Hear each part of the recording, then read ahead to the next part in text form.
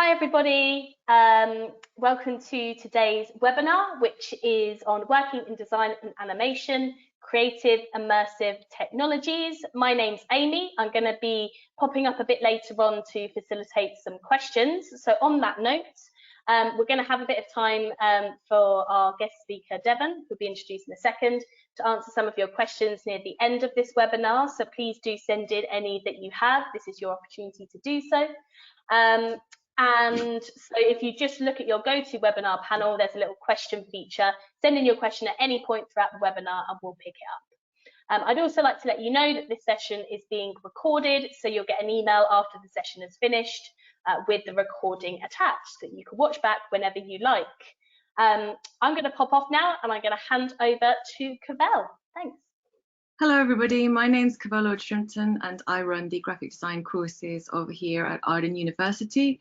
We really hope that you're going to enjoy today's presentation from Devon McFarlane. It's a fantastic opportunity, so that we hope that you have lots of questions and you pop them in the chat for us later on. So I'm just going to pop over and hand over to Devon. Hello Devon.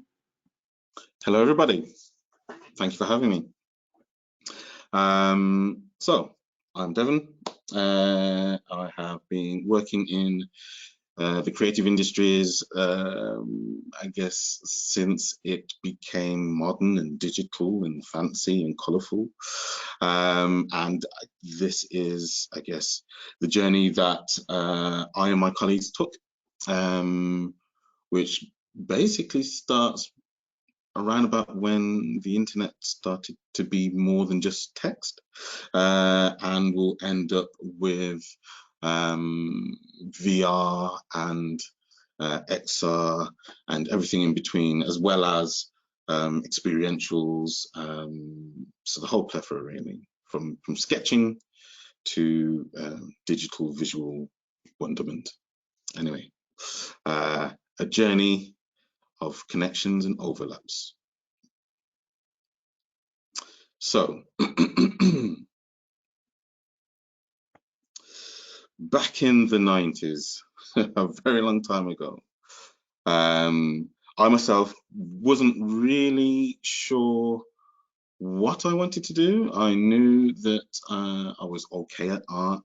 I didn't class myself as a painter or a sketcher, but I could do either. And I kind of thought, well, I will head in the direction of where the money is really, which at the time seemed like magazines would be the option, being a graphic designer. Luckily, my art teacher phoned me up directly and told me to get my ass down to the Art and Foundation College, which I didn't even think about. It didn't cross my mind at all. But that then, through this sort of almost accidental first step, opened up me to all of my passions, unwittingly really. So hold on, if we go to the next slide. So this, a image freshly took this morning, was the Art and Foundation College. Generally, the premise is that university A-level student artists go there with ridiculous conditioning and no sense of themselves, and this year course will strip away all of that and get them to develop their output. I was no different, even though I didn't want to be a painter or a conceptual artist. This little college had a computer room with one lonely computer that had a copy of 3D Studio, but not on Windows, on DOS. So I basically took all my time and invested it into 3D animation. The painting and the sketching I kind of did and rushed through, and I kind of got the premise of what it was all about in in the sense of the course is there to get me to develop my output, and I just saw this as, well, this is what I will do, and I didn't look back, basically. What it did prove to me, as my journey kind of took me from doing this course for 1 year, but then by the end of that year, I had taken up all the resources of this lowly computer room, created an animation that was too big to play, and honed my skills and created cartoon characters in 3D. But I decided to sort of expand my learning. I took an extra year instead of taking 1 year, and just hone my skills some more. I focused on animating. Within that very next year, 3D Studio had moved from being a DOS program to a Windows version. And actually, this is quite key, as my titles here are Carving Your Path, Your Passion Isn't Work, which basically is so true, because I loved 3D animation and 3D modeling, and it's basically my sort of adult Lego. I find that my output was relentless. I was tireless in pursuing whatever was put in front of me, really, or whatever I put in front of me. And this was a revelation for me. I'd always been someone who worked, but didn't really put my all into something because it just didn't feel like I wanted it, or the passion wasn't there. So in this sort of foundation course, it really did actually bring out my best qualities, to tell you the truth, because I quickly learned that doing what you love, which often isn't encouraged in schools, even to find out what it is you love, and then pursue it as a career. It definitely didn't happen in the 80s and 90s, that's for sure. So I found that all of a sudden my limits weren't limits at all, and I started carving my own path and pushing for self-development. And this took me down a road towards 3D animation, now at university level. So I had a choice of going to Bournemouth or Teesside University. Teesside University ended up being the one that I took. It was a creative visualization course where there were like tens of labs full of silicon graphic units. This place was like a wonderland for me. This was just before Pixar was scratching sort of its way into everyone's psyche. But I most definitely knew about, oh, excuse me. I most definitely knew about Pixar and decided that, hold on, let me just find.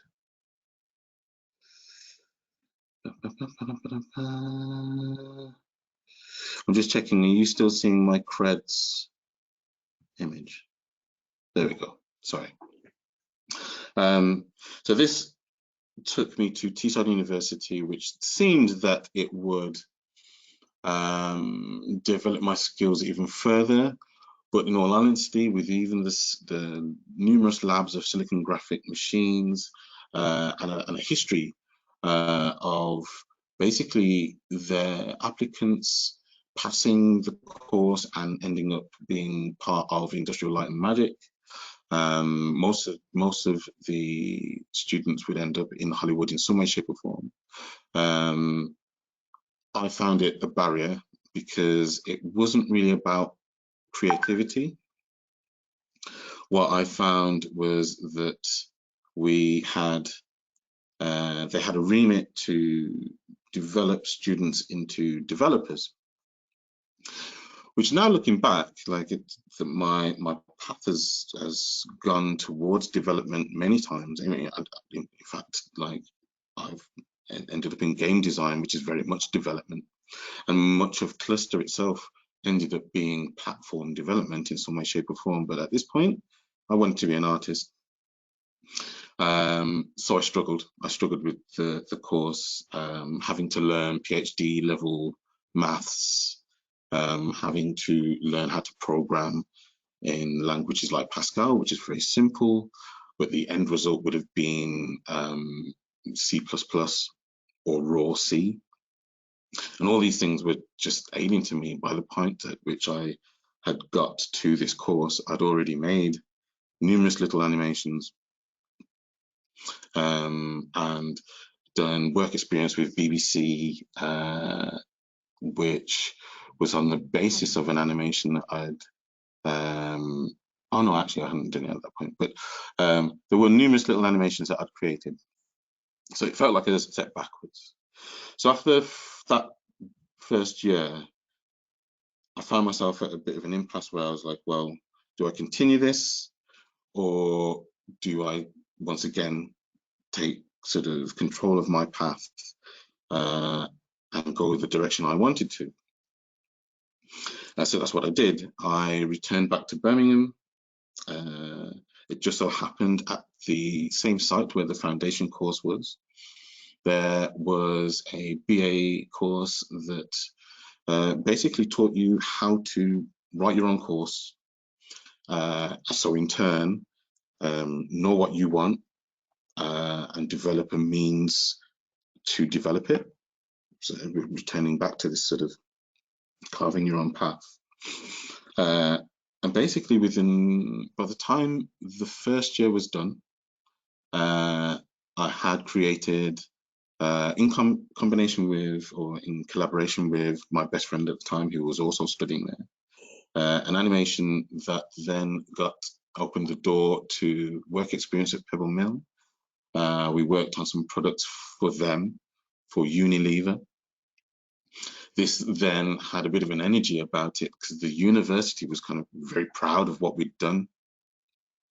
And also other close friends of ours who were a bit more sort of entrepreneurial came up with the idea of sort of taking our skills, both mine and Matt, and creating Cluster. That's how it was born. Initially, me and Matt were very woolly, very sort of artistic in our ways, and weren't really bothered about the money or earning side of it. But we knew that we would do something together, and it just took, I guess, another sort of element to bring everything, sort of give it everything a bit more cohesion, and hence the name Cluster.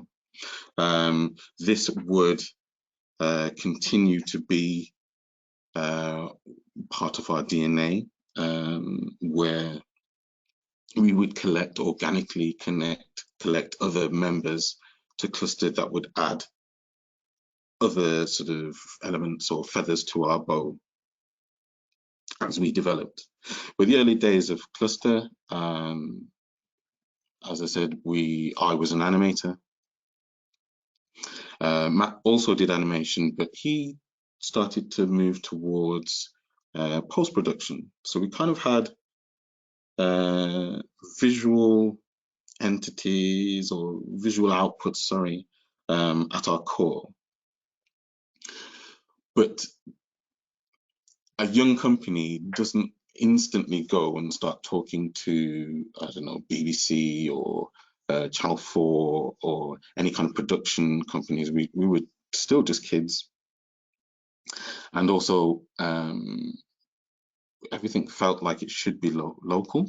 I guess this is our early sort of ideas, not really expanding to the world, but thinking more literally Birmingham. How do we get clients in Birmingham? Anyway, our director, his name was Russell,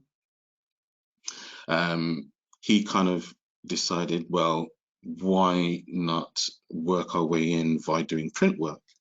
And this was in truth genius, because that was the missing element from our creative outputs. We had a love for robots and a love for visuals and music, and the next step would be, well, why not contact the music industry, club nights, and start off by doing something very tangible, something that could be sold, which ended up being flyers for clubs.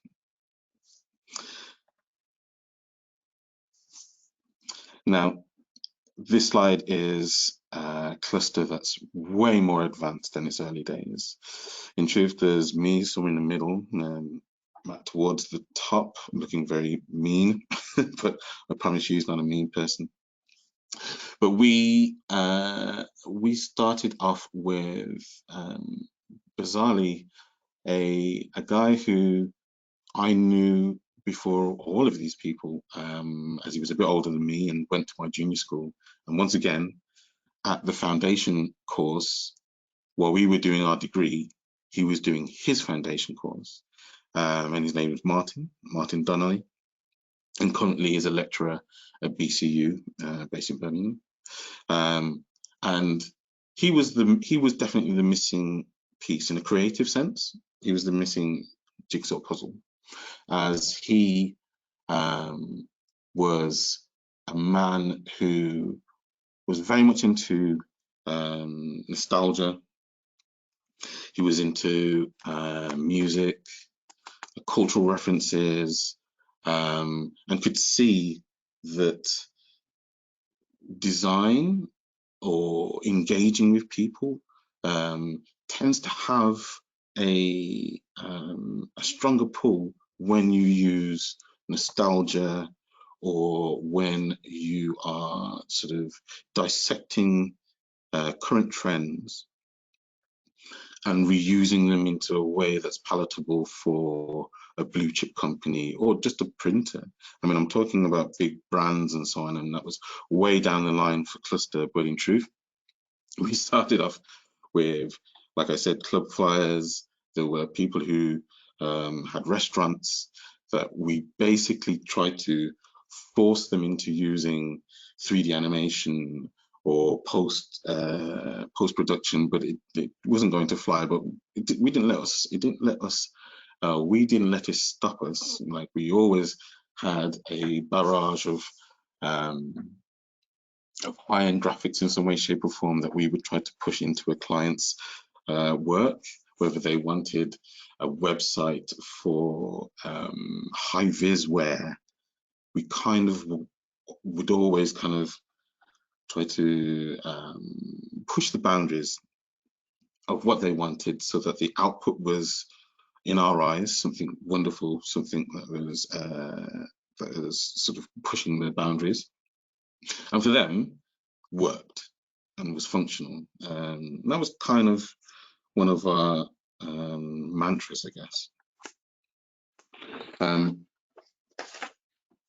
But yes, graphic design was our missing element, and in truth, I would say that graphic design became the pillar for everything that Cluster did, from its early days to its very end.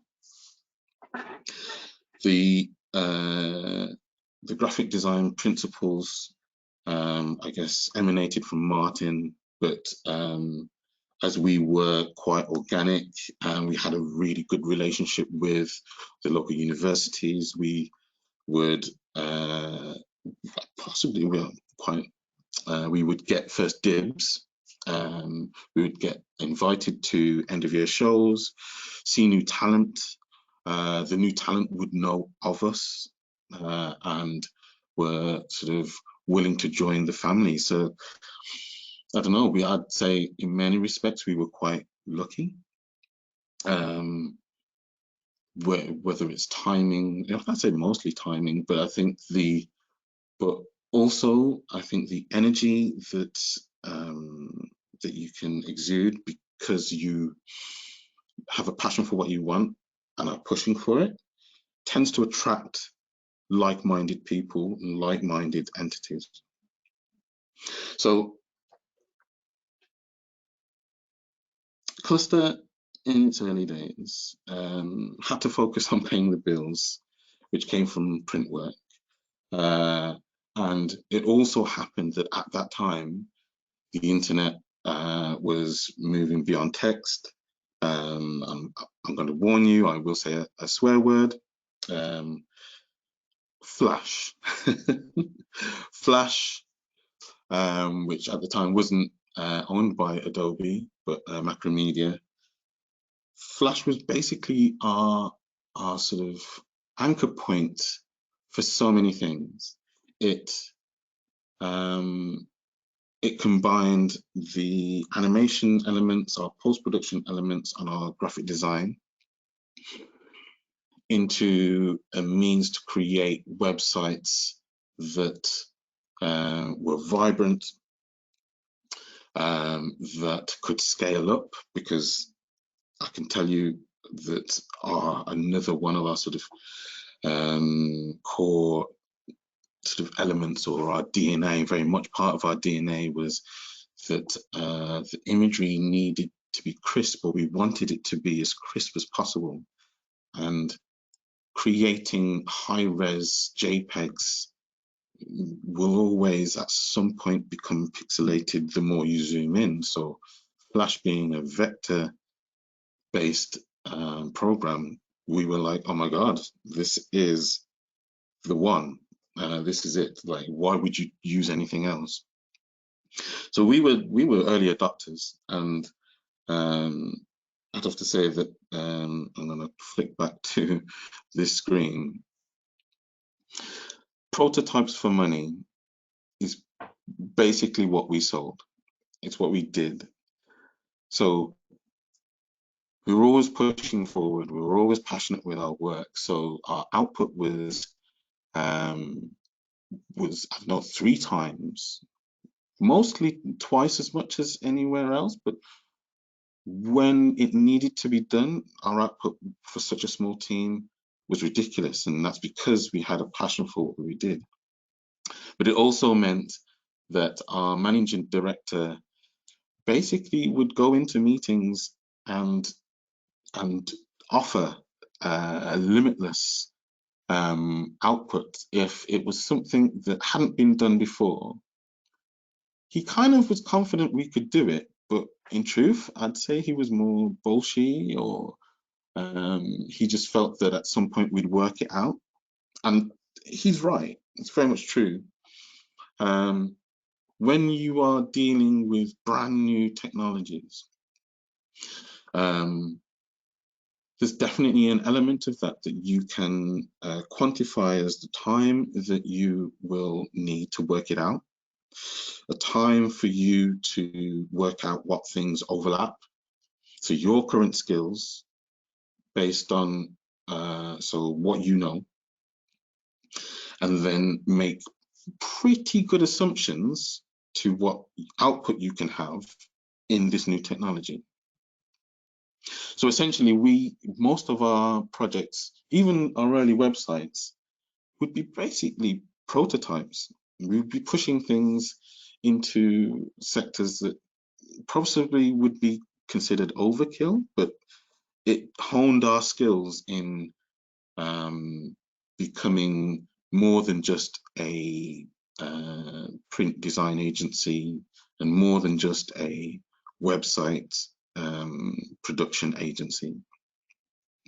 It basically paved the way for us to be number one at the forefront of the sort of visual revolution of the internet, or part of it, but also we maintained a foothold within the music industry, as we sort of advanced from doing flyers to creating interactive experiences for dance festivals, for God's Kitchen, for instance.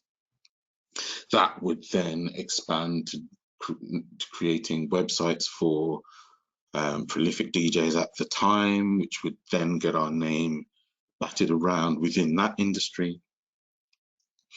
And then we would try to bring those things and those elements and that vibrancy into our first corporate clients, of which the first major one was, a company called dunnhumby. And this is way before people started using or even talking about using data for, or public data or buying data to then enable other brands to sell their products. But they came up with an idea for using club card data, Tesco's. And basically they came to us because they saw that we had a playful, colourful take on creating websites, and they saw themselves as a good fit. And it's true, they kind of were.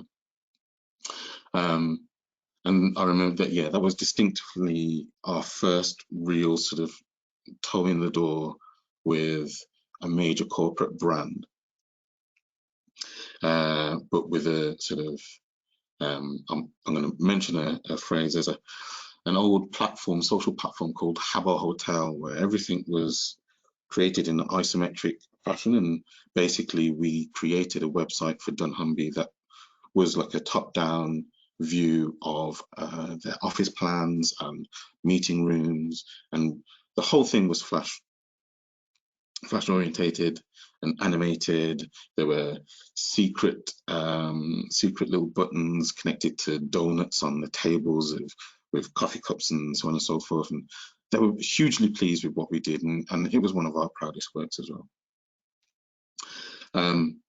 But that sort of gave us an idea for ourselves that we can expand into more sectors, different types of work, while using the same platform. Like Flash in itself, I mean, for me, for example, I didn't create websites initially. I was still focused on my animation. But in using it as a drawing tool, I then started to, that sort of took me into creating vector graphics, instead of sort of going down Illustrator, which would seem really obvious, but its stripped back interface sort of just worked for me. And also it meant that I was very not close from animating what I created anyway, so it just fit. But that happened for a lot of us. So our development team, we started hiring developers who would initially just be there to create content management systems for these websites that we're pushing onto clients that were all singing or dancing. So we needed content management that was much the same. But while creating the CMS, our development team realized that actually Flash could be used for so much more, which then sort of turned into experiential outputs. So touch screens and kiosks and general public facing devices, which basically led Cluster into the birth of the digital marketing age. And this fit ever so well with our aspirations, coming from the sort of director all the way down to the creatives. Because in the print sort of era, we made okay money. It was all right, but it kept us very local. But as the internet became more colorful and we started to make our mark within creative circles, most of it was sort of our own around sort of productions, simply to sort of prove our worth, we quite soon became part of an internet creatives community. So we would often try to follow other entities who were carving a way for themselves. I guess we work for them. PlayStation, old names now, but back then they were doing very bold things with stretching imagery and basically sort of animated works through Flash, but like hard coded, and like it was like a wonderful sort of brave new world that we were very much part of. But we would always be given, or we would always see that there was almost like a trade-off between something practical, which would make you money, and these aspirational works, which gave us joy. But I think that's in the name cluster, that's also the driving force that sort of kept us going and kept us seeking a good marriage between earning money and fulfilling our desires and our outputs. Hold on a minute. Here we go. I have a short video. Please bear with me.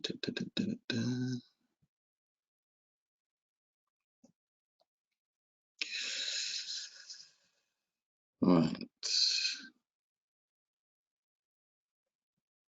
So the video I'm about to show you was quite late on. I say we had matured as a company. All the images of the cluster members that I showed you, most of those were actually there working for us at that time. And that want to marry the practical works and aspirational works kind of became legitimate when we could sell ourselves as not just creators of pretty things, but actually these pretty things would give you results.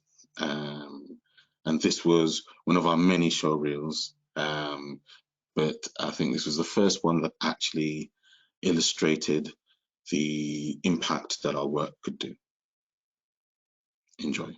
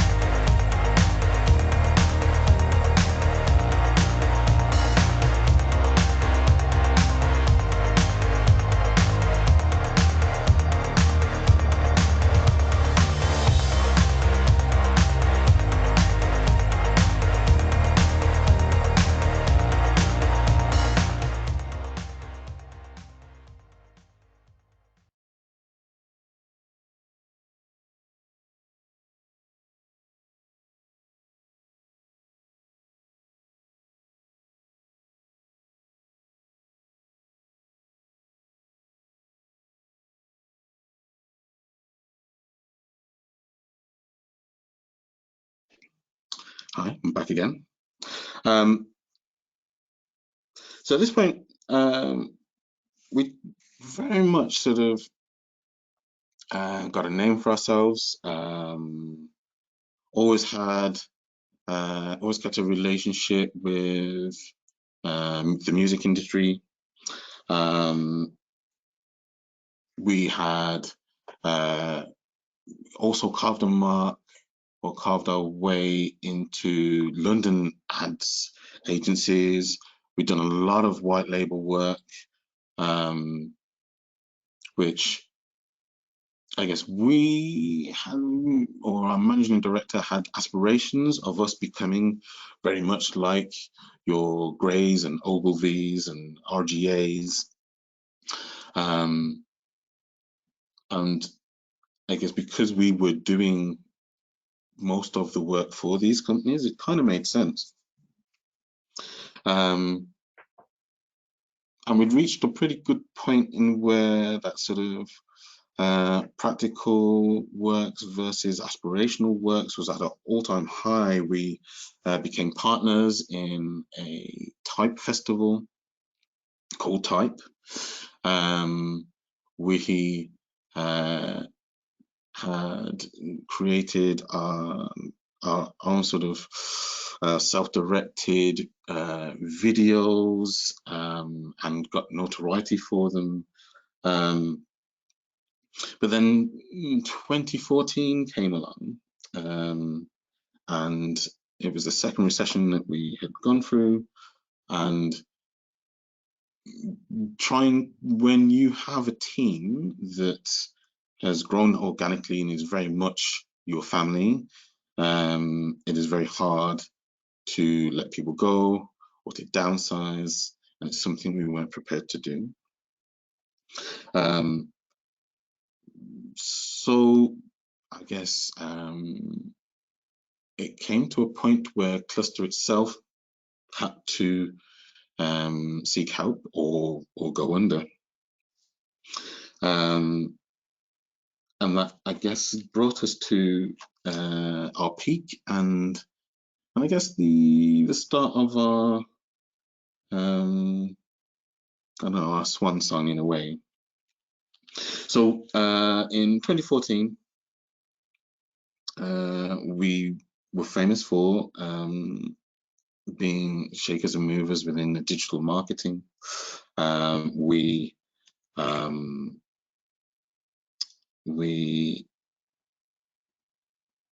We were known for creating experientials. In the reel, there's a little shot of a interactive, or we turned the Oxford Street Selfridges into an interactive screen, touch screen, for the sustainable fishing oceans season that was in conjunction with Channel 4. We had dabbled with a little bit of VR, but nothing too great. And a company called Crow, who was very much a traditional agency, a traditional London agency, and had very big clients. One of them was Fiat. Saw us and contacted us, and I guess we contacted them, and we kind of fulfilled attributes that they had missing. So Crow bought us just before the doors were about to shut, and we were incorporated into Crow London, which was actually really good. It was a really good experience, as essentially it was kind of where we wanted to be, or that's what we thought. A really big company that had retained clients, DFS, which some may laugh, but you're left in no doubt as to when their sale is and who they are. So they do their job. Virgin Trains, Fiat that I mentioned before, Kinder, a mass of really large brands who had constant work.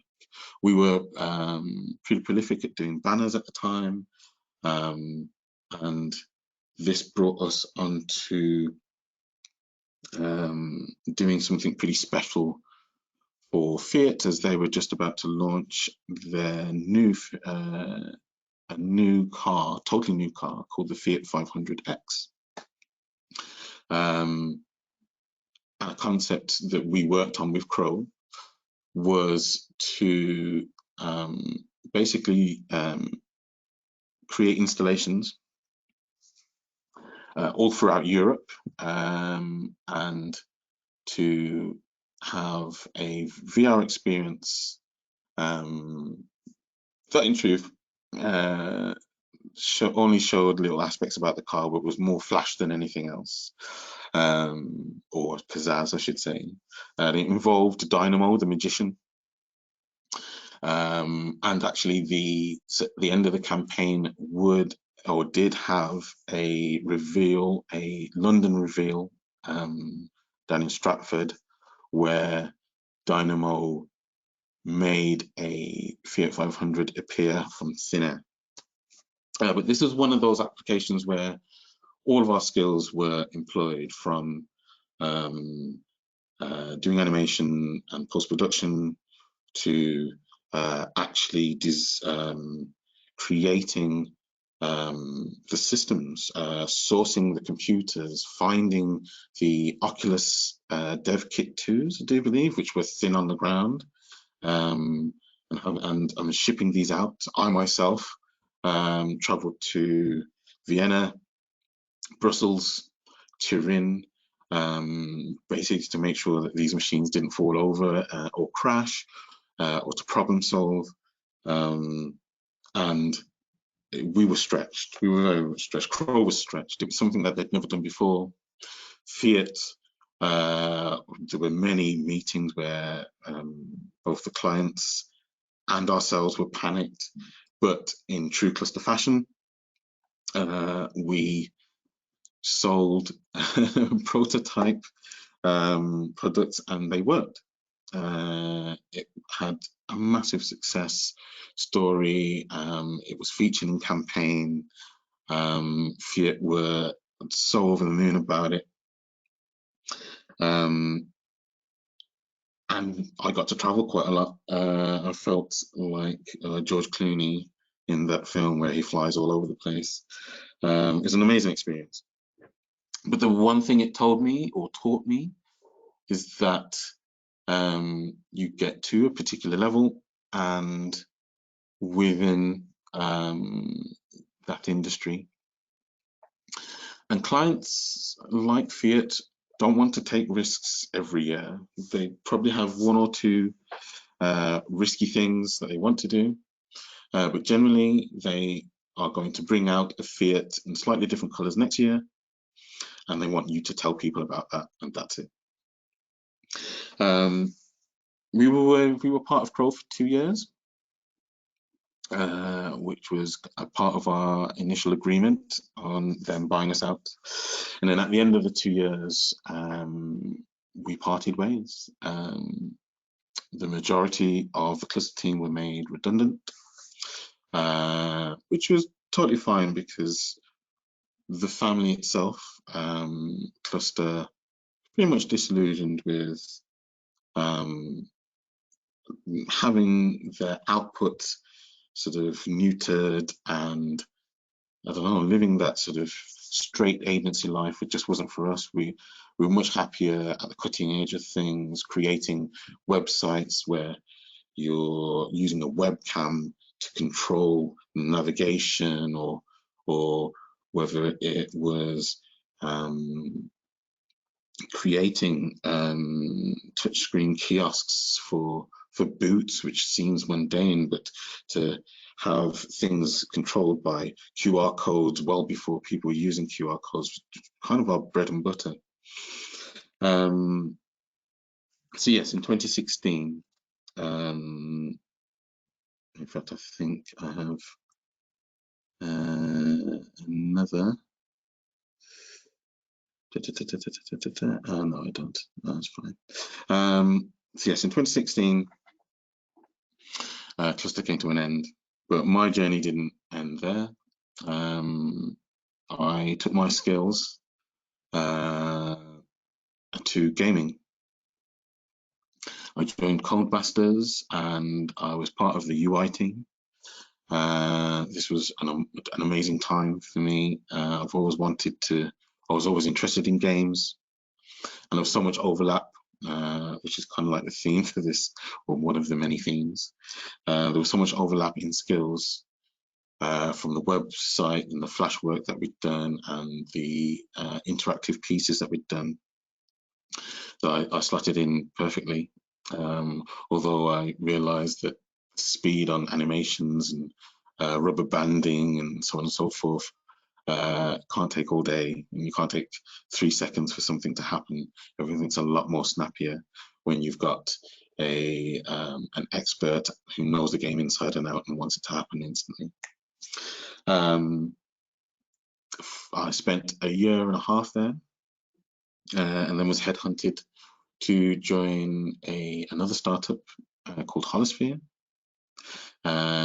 where they primarily were working on VR technologies, but once again, that expanded to so much more than using headsets. By the time I got into a year of working there, I had discovered and learnt processes for projection mapping, cave systems, and AR systems as well. And once again, the years of working in prototyping sort of just suited that work to the ground. Because the key things, I guess, are always that you can output work in new systems with new systems, as long as you are testing and iterating and making really small steps. Hi Devon, sorry, just really quickly to interrupt, just wanted to let you know it's just gone 10 to 3. So we've just got about 10 minutes left of the webinar. I think Cavell might have some questions, so I don't know if you need to start wrapping up. Yeah, that's just, I know you wanted a time check, so just wanted to give you that now. Oh, that's perfect. That's perfect. Like I have literally come to the end. Thank you. So I have one last short video, which kind of covers many of the disciplines that I was part of at Holosphere. We had a job for a small English-based company, which was a derivative from Jaguar. They were making an electric bike. It's still in development at the moment. And they wanted, or they had originally asked for an experiential, a VR experience, so people could see what features were in this bike, because it's more than just an electric bike. It had haptic feedback and all sorts of things that would help and enhance a drive, a cyclist's experience. But this involved many disciplines. So yes, like I said, there was a show. We went out to Milan and did a bike show and had a stand, which I was there to help. And then also there was a press launch, which was in a dark room and had lots of flashing lights. And the video that I'm just about to show you has little snippets of that.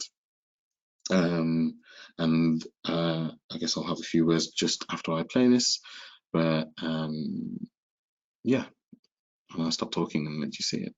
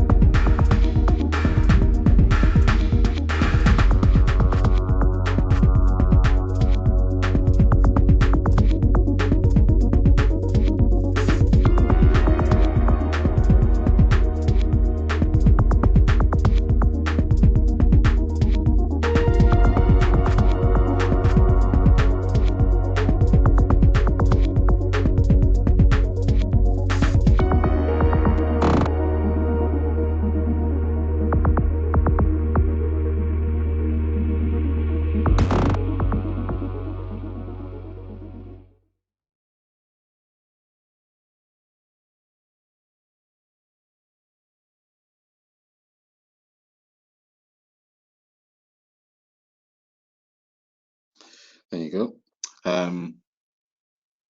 As I'm not necessarily the best at doing presentations, there are a few slides that I missed out, but I'll flip through them now. So here's some work that we did with Channel 4. This was an idea to basically rejuvenate the classic sort of weather forecasts and in a style of mid 2000s Channel 4 styling.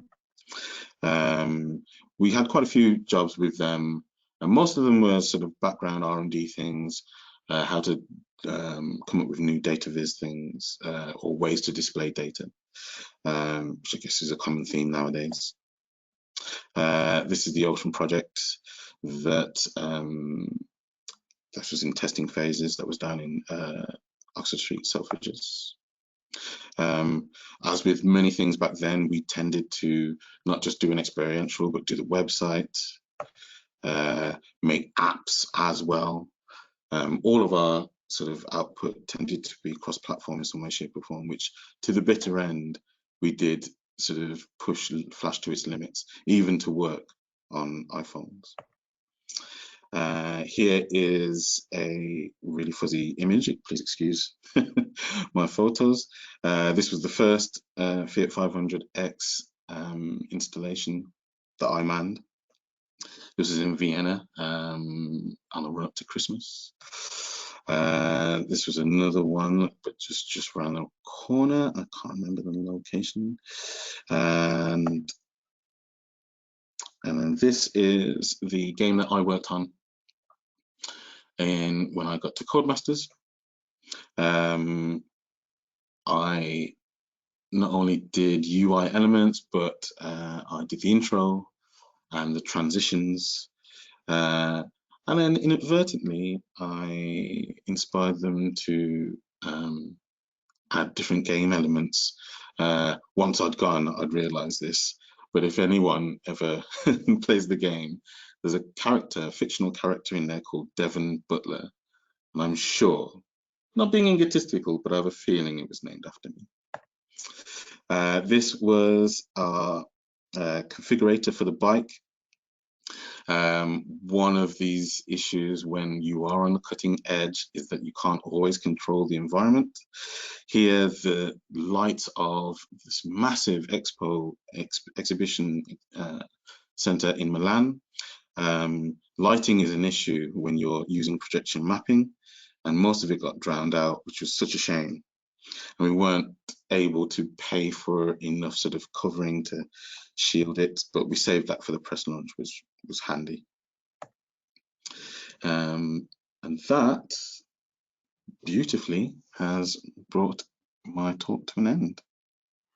Well, thank you very much, Devon. That was an excellent talk. And you just, no, honestly, you gave us such a great review of your journey, your creative journey. And often students aren't given the insight into that, or the general public aren't given the insight into your creative journey and how that goes. And I think in everybody's mind, it's always this perfect kind of like you do this and then you get there and then you start this and then that works. And these are the things you do and it's all perfect. And it was just really useful and very insightful to know that, you know, you're always working on the job, and then it's a complete collaborative process that you need to keep going through, and you know, it's experiential.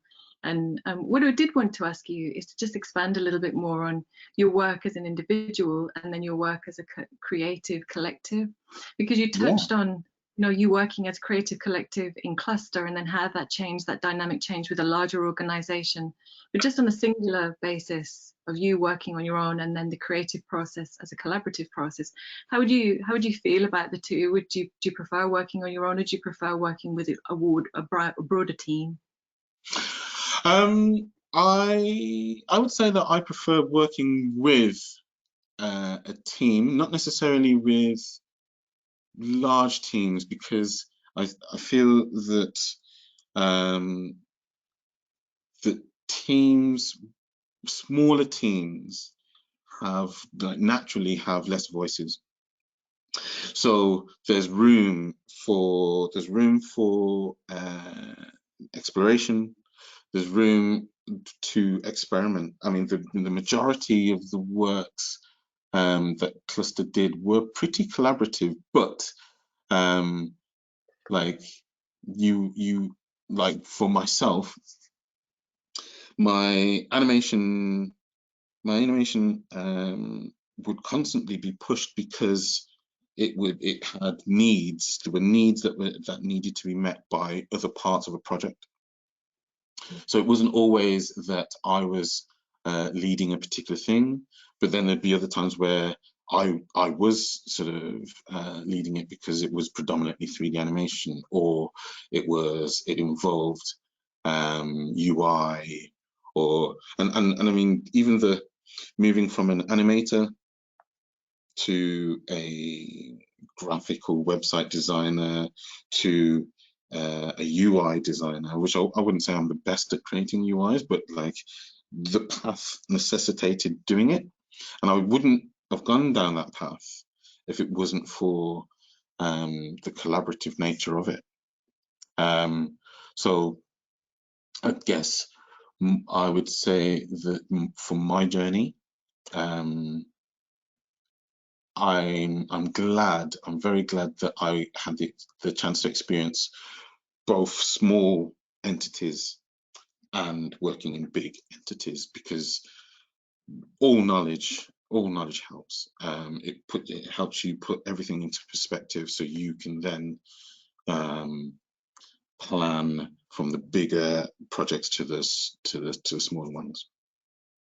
I'm glad that you said that. Actually, that brings me on very nicely to my next point. You talked about how the university course that you'd chosen was quite restrictive and prescriptive in its nature. And Yes, over here at Arden University, what we've done is we've created a very kind of like flexible, creative course that allows students to do all of these different things, you know, animation, illustration, motion graphics, and kind of like find their own creative spaces. So something that I really loved that you said was prototypes for money. So at the end of every single unit that we do, all the students produce perfect prototypes, or with the aim is to produce a perfect prototype.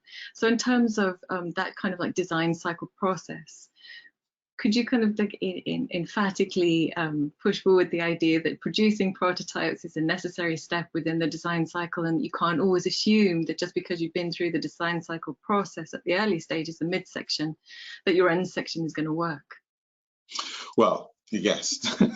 So I would say that every single product, every single thing, everything you output is a prototype. There's no escaping it. If you plow a lot of man hours into thinking it's going to be perfect, chances are you're more likely to miss your deadline. You're more likely to not get the best out of that output. So as much as I mean, this is a common theme. It's totally common theme throughout my career and most of the members of Cluster, is that what we had to deliver was most definitely beyond our knowledge at the time at which the brief was there. So you have to think in your head that quick iteration and prototyping is what we do. You have to kind of make a decision that you know you're going to go over hours. So first of all, spend hours now doing the blue sky stuff, and by tomorrow have something to look at. I mean, most of the time, that's quite stringent. Most of the time it would be 3 days, but really you want to have something rough and something raw tomorrow, because if you it doesn't really matter that it's rough around the edges. It doesn't matter, but the concept needs to be stretched and tested as soon as possible, because once that's done, then you can go, well, okay, here I can add the flourish, we can up the quality, we can refine this, we can mess about with interchanging elements. We know that like you always want to try and build a foundation of some form, something really solid. And there was going to be a bit that which was I kind of missed out on my notes, but inevitably working like this, and especially with new software or plugins or what have you, a computer will crash, whether it's a Mac or a PC or whatever, and you will lose work. You will always lose work. But the next time you create it, you'll create it almost half, if not in a third of the time. You'll create it with better systems of how it's put together and its foundation, and the output will have naturally been better because you've kind of gone down part of the road already. And you find that that little element, it's not always going to be the case, but like factor it into your build. Factor in that something might go wrong and I might have to redo it again, or I might have to redo part of it again. And then number one, these projects become less daunting. You start asking about the elements that's going to get it done rather than worrying about the elements that will hold you back. You definitely will have like some wisdom as to what might be an issue, but generally it's you'll be a bit more fearless, because you know that getting the rough idea out will pay you so much time. It will give you such a basis to really work into your work or your job or your output. Yeah. And something else you mentioned, which is obviously quite often an overlooked point by like most people in general who do design, is function over being pretty. So designing something for the form of being pretty is usually the worst thing I guess designers can do, rather than considering how functional it is and across how many different interactive platforms it can be functional. So we're really happy that you touched that, because often people just bypass that and people see beautiful work and then they think, oh, everything is beautiful and it all has to be beautiful. But it's generally speaking, functionality is a core concept, isn't it? Oh, most definitely, most definitely. I mean, the thing is I think I guess the ideal path is that you are in a situation where you're constantly pushing for both, but the functionality has to come first. It has to come first. But like for instance, there was often many things that we were creating as a sideline. Like I would design characters, and just little bits and bobs that almost became like a toolbox, and a reference point. And sometimes they would be too designed, overly designed, but we wouldn't stop us trying to push them to the clients, especially in the early days. And I think there's part of you that has to get over that, but the table will turn. The table will turn into such an instant. And actually, there's a wonderful example actually called Beatbox Choir that we created. And it's basically just a sound generated thing that had animated faces. But it was so stripped back and so limited in the sense of that we weren't trying to recreate the wheel or anything like that, that one, we turned it around in a week when we had 2 weeks. It was a competition job.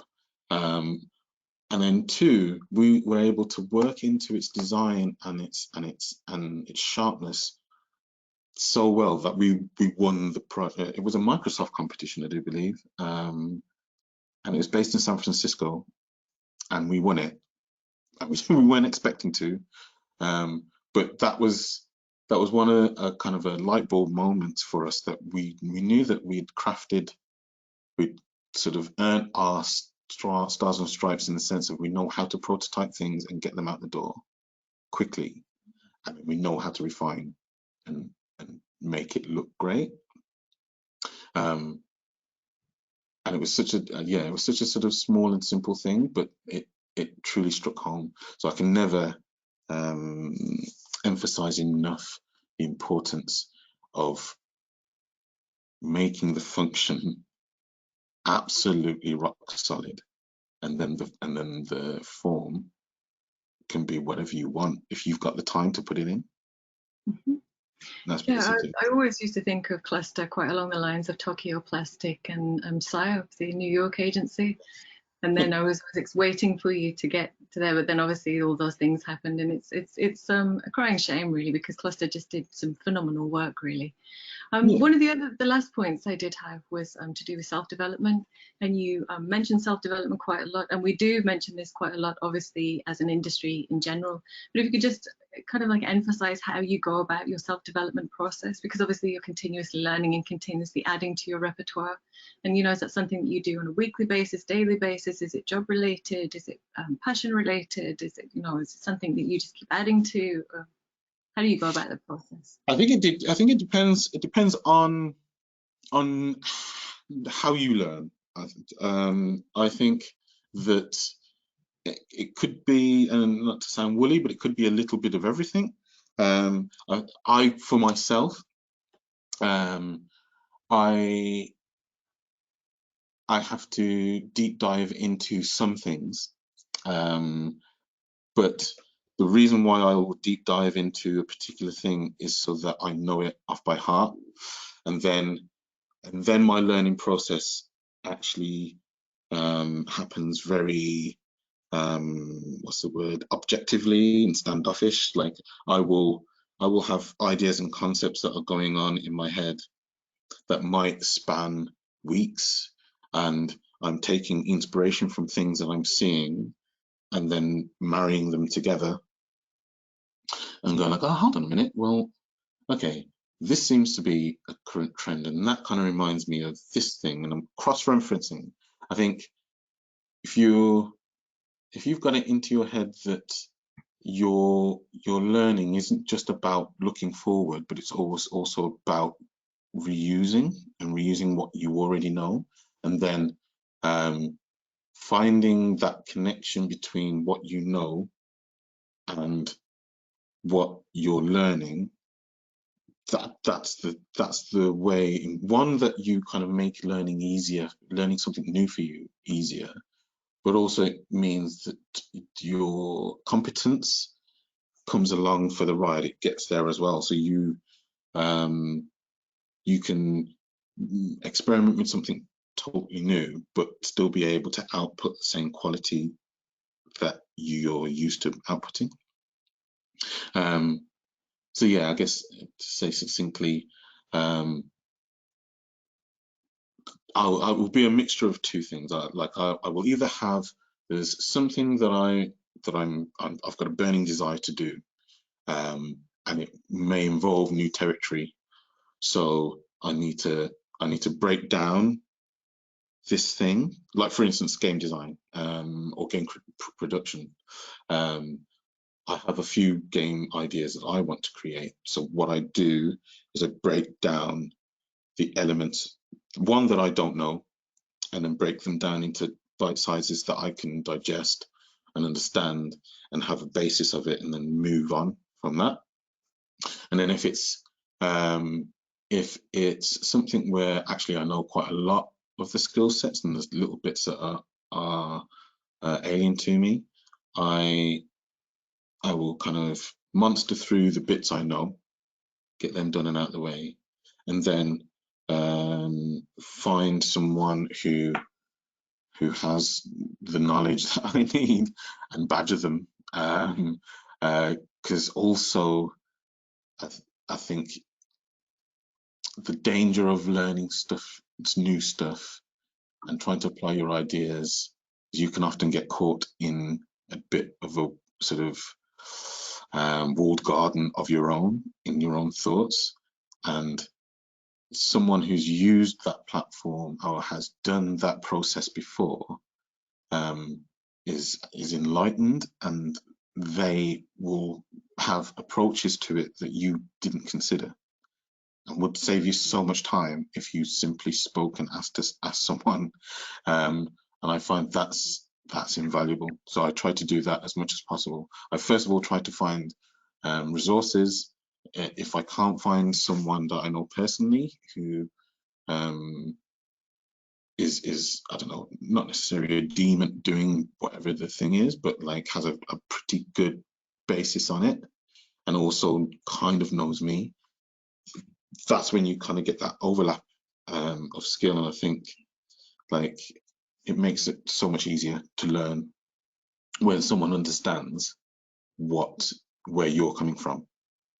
I hope that kind of answers Yeah, it. good. And it's a fantastic way to draw it all to a close as well, because often, I guess what the problem is that a lot of designers do design in isolation sometimes, specifically at the very early stages of their career, where they kind of panic that if they don't have the right answer or they don't know how to do something well, then they shouldn't ask someone else because maybe they might look silly. But it's Yeah, always good to ask them when it's actually an essential skill to ask people, essential. and it's essential to ask questions. So Yeah. thank you very much, Devon. That was a really insightful talk. And there you go, from a love of robots and a group of really good friends, you can create an internationally known creative agency. It can Sorry, be. we do actually have an audience question as well. I want to make sure that that gets answered. Sorry to the audience for the overrunning of Go this ahead. webinar. So it's from Shauna, who says, with technology constantly changing and being developed, how do you keep motivated to stay ahead and retain the required skill set necessary for attracting clients? Well, I think that's so you can go down two paths. You want to make sure that you are feeling fulfilled and that you don't get disheartened. And I would say that when technology is constantly moving, it doesn't necessarily mean that the output needs to follow suit. The trends are generally, the outcomes are generally similar. Like we have been immersed in, for instance, for an example, we've been immersed in cinema graphics, special effects, and computer gaming and VR. These things have always kind of been there for quite some time now, but they're now start beginning to merge. Like Unreal, prime example of taking gaming graphics and making them look like Hollywood effects in real time. So, but the output is still a visual real time or a visual experience. So if let's say there's a new technology that all of a sudden makes this thing possible and so on and so forth, but you're focused on the aesthetic or the function, that bit gotten right. If you get that right, then you don't need to jump to the new thing. You can basically, and Cluster used to do this a lot, push what you're good at, because that's where your confidence is, and that's actually where you'll make your kind of name. And then in the sideline, you're working on the new technologies until they're mature to succeed or supersede the technologies you were previously using. Then it doesn't feel like you're kind of behind the curve. There will always be other entities that are jumping onto the latest thing and doing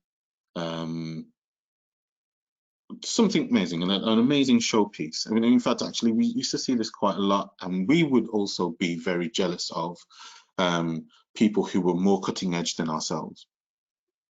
But after a while, you realize that that person who's doing the cutting edge thing, someone's not going to ask them to do that again. They'll want something else. So it's either you have the the capacity to be that person who's always going to go, well, here's this totally new thing without a manual. I'm going to dive into it and create something and be the first. Or you can be the person who's like, well, here's my style. Here's what I create. I'm always going to make iterations and make this better and make myself better, but I'm definitely going to be using it from a platform that I know really well, that I can rely on. And then when the new thing comes out that may be a bit older, so it's not so new, I'll learn that. So I can, and once I know I can replicate my standard and then improve, then I'll move to that. And you will naturally find that you're not going to want to jump to the very latest thing. Yeah, those are really good points. And I think, Shawnee, your question is a really good one, because I think something that we tend to do as designers, we tend to panic when everything new comes out. We rush to learn it. But after several years, you'll start to realize that the softwares are very similar and the outputs are very similar. And that, like Devin says, you're spending your time learning softwares or skills or panicking about things you don't really need to panic about. If you've got the fundamental principles and you've tested your skills and you've iterated and prototyped and refined your prototypes and you've got that down time-wise, then, like Devin says, you can develop your own scale, like your own style. You can hone your own style, and that becomes the selling point. And then the other things are the things you're developing underneath or slowly. It's very much like when you said macromedia. I haven't had macromedia for years. Yes, and, exactly. I used to deliver content in interactive design with Flash, and it's an entity in its own. And then it became Animate CC, and Animate CC is not really Flash, but it's kind of like Illustrator, but it's not really. And then there's like all these other macromedia, kind of like Adobe moved into kind of like web design apps, and then UX UI design apps. And then you can start thinking, there's all these plethora of different things. Shouldn't I know them all perfectly? Every single tool right down to the core. But the fact is, most of the time you won't use all those extra tools. It's like Cinema 4D. You can learn every single facet of Cinema 4D and become a Cinema 4D, like, God, but it doesn't necessarily mean you will ever use half of those skills. And if you're using your time to learn most of the skills, then you're not practicing. And whilst you're not practicing, someone else is. And whilst they're practicing, they're developing high-end stuff. You're pushing yourself down here, when actually, if you narrow down the focus of your skill set just a little bit and become really good, and then really good in this, and then really you can adapt these little building blocks. So before you know it, you've got your own style and you've got your own kind of like niche that you can build on. And then it becomes a more flexible process. So yeah, and then also in turn that process then kind of helps you to be able to tackle new technologies easier, because you're because you know what style you've got, and when something new comes along, you're kind of like, well, actually this is just an iteration on this theory, so okay. You're definitely in a position to then go, okay, I'm just going to try some small little projects with this and see what happens, and see whether I can actually see the true benefit of this new thing. And then in that case, then you can go, okay, yeah, you know what, I'm still going to be a Flash developer, but I'll also add this as well. And that's a very important kind of like process to develop, which is something actually that we really focus on at level 6, is how to like compartmentalize and really hone in and find focus on very specific attributes that are your skills, so your characteristics, something that pertains to you. That's why I say what we do is very flexible, because we don't pigeonhole people. We just allow you to expand on your own creative journey. So do we have any other questions, Amy? So that's it. So thank you very much, Devin, for today's webinar. Yeah. Yes, thank you very much. I'm sure the students are going to watch it again and again and again, and everybody else will be watching it again and again. So thank you very much. You're welcome. Thank you very much. Thank you for having me. Okay. All right. All right. Bye-bye, everybody. Bye-bye. Bye. Bye-bye.